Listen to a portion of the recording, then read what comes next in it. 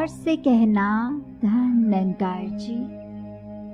तो ये जो सत्संग के प्रति जज्बा है ये हमेशा बढ़ता ही चला जाए,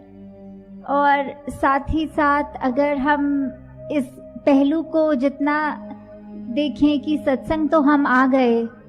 पर हम सत्संग में करने क्या आए हैं? क्या हम जो ये अनमोल वचन सबके, चाहे वो भजन रूप में हो, एक कथा रूप में हो, एक स्पीच रूप में हो, या किसी भी तरह हो, हम क्या उसको सुनने आए हैं और अपने जीवन में धारण करने आए हैं ताकि हमारा जीवन निखर सके, या फिर हम एक बस ये क्रिया की तरह आ गए, सत्संग में बैठ भी गए, थोड़ी बातचीत भी कर ली, थोड़ा शोर मचा लिया और फिर घरों को निकल गए? ये हमको अपने अंदर देखना है कि सिर्फ सत्संग आना ही काफी नहीं है। सत्संग में आके एक एक वचन जो बोला जा रहा है उसको सुनकर सिर्फ ऐसे नहीं कि चलो कोई गीत है साथ गुनगुना लिया, उस गीत के भाव को समझकर अपने अंदर भी डालना है। सिर्फ कान रस नहीं लेना कि बात वहीं खत्म नहीं करनी कि किसी ने कहा हमने सुन लिया बस छुट्टी, नहीं, ऐसा नहीं। अपने वो जो भी है वचन इतने अनमोल, इतने कोई वचन ऐसा कभी भी कोई महापुरुष ऐसा बोल दे जो पूरा जीवन सुधार सकता है, तो हमें बहुत ही ध्यान से हर एक के बोले जाने वाले वचनों को जहाँ सुनना है, और बहुत ही डिसिप्लिन रूप में संगत का जहाँ आनंद भी लेना है, वहीं अगर आदेश आ रहा है कि पंक्तियों में लगना है या जो भी, पर बातचीत करेंगे तो हम वक्ता को नहीं सुन सकेंगे। तो हमें सत्संग जहाँ बहुत ही मर्यादा में करनी है, सत्संग से बहुत गुण सीखते हैं, अपने जीवन में डालने हैं। साथ ही साथ हमें इस मिशन के लिए जो भी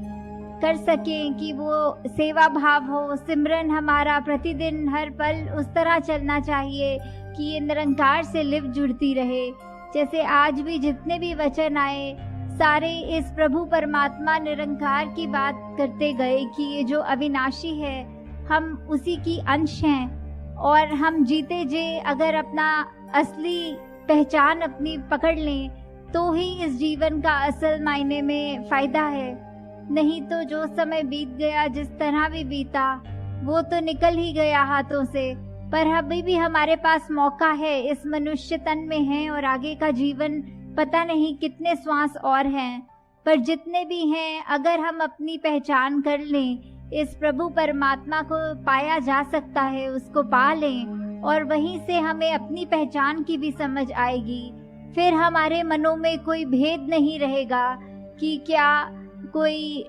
जाति पाति का भेद कह लो, या ऊंच नीच का, या फिर कोई ऐसा नहीं कि कोई किसी भी स्टेट भारत के हो या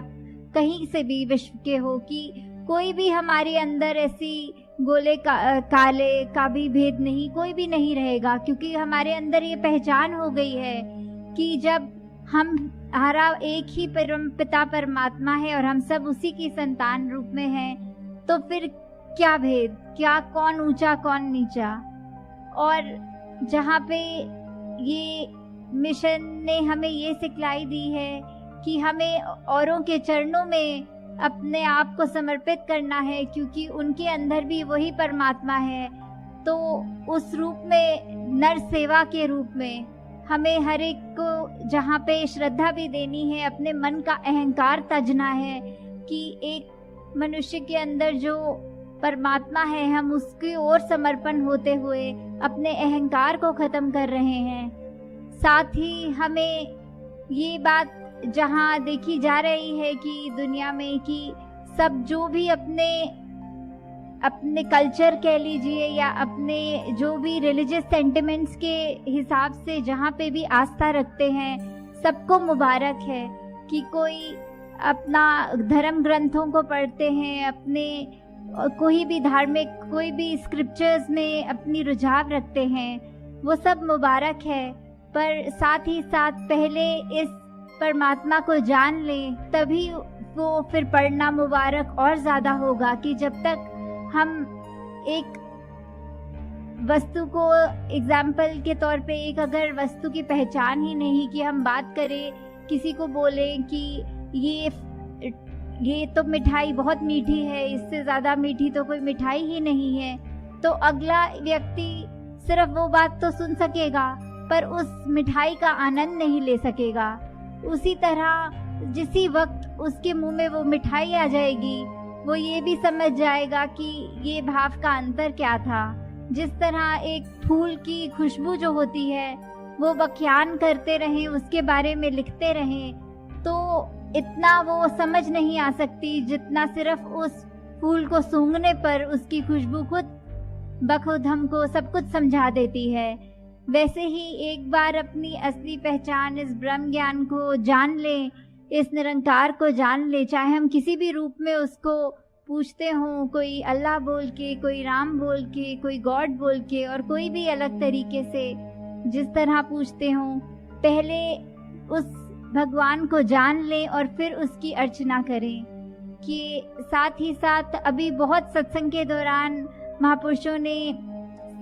एग्जाम्पल लेके समझाया, चाहे वो रामायण में से शबरी जी और राम जी की बात की, किस तरह अभी नवदा भक्ति का भी जिक्र हुआ, और साथ ही साथ हमें अपने जीवन में किस तरह वो भक्तों वाले जो भी गुण हैं, चाहे वो किसी भी समय के दिए हुए हों, किसी भी काल में हो, किसी भी युग में हो, तो वो बात तो तब भी सत्य थी, अब भी सत्य है कि हमारा जीवन तभी सफल हो सकता है जब तक एक हमको अपनी असली पहचान न मिल जाए। जिस तरह जहाँ हम चाहे गीता को पढ़ें तो भी वही बात की, जहाँ भगवान कृष्ण ने ये जीवन के बार बार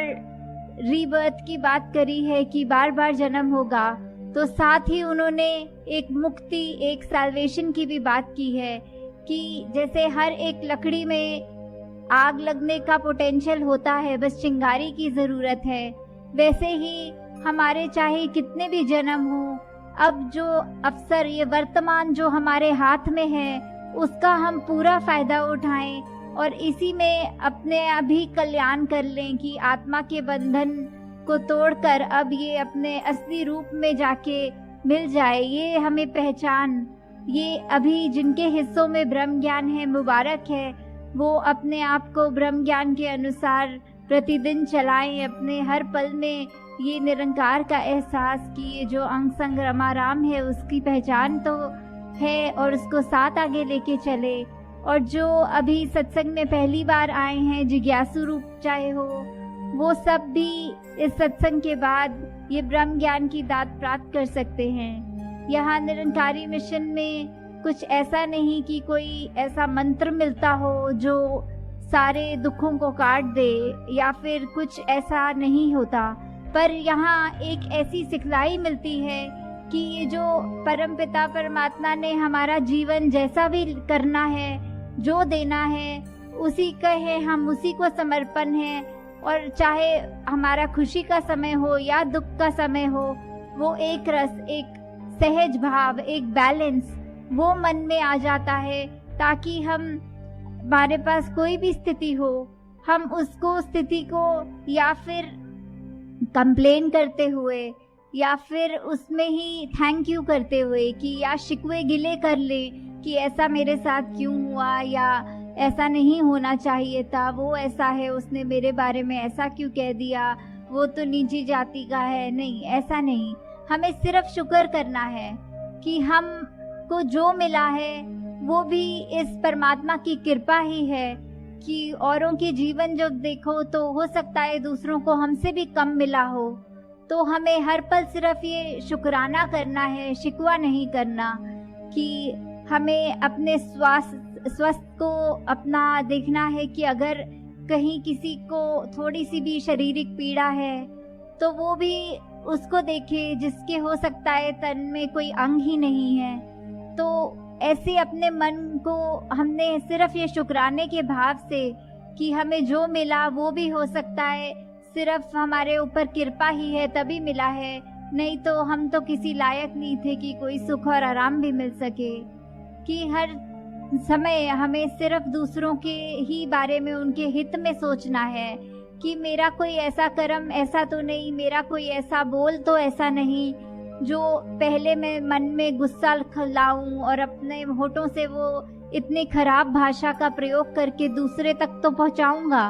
पर उससे पहले पहले मेरा अपना मन, मेरा अपना दिमाग, मेरा अपना ये कामनेस, ये पीस ऑफ माइंड तो मैं खो दूंगा। और उसके बाद जब वो कठोर वचन मुंह से निकालूंगा तो अगले ने भी सुन के वो वचन को परेशान ही होना है।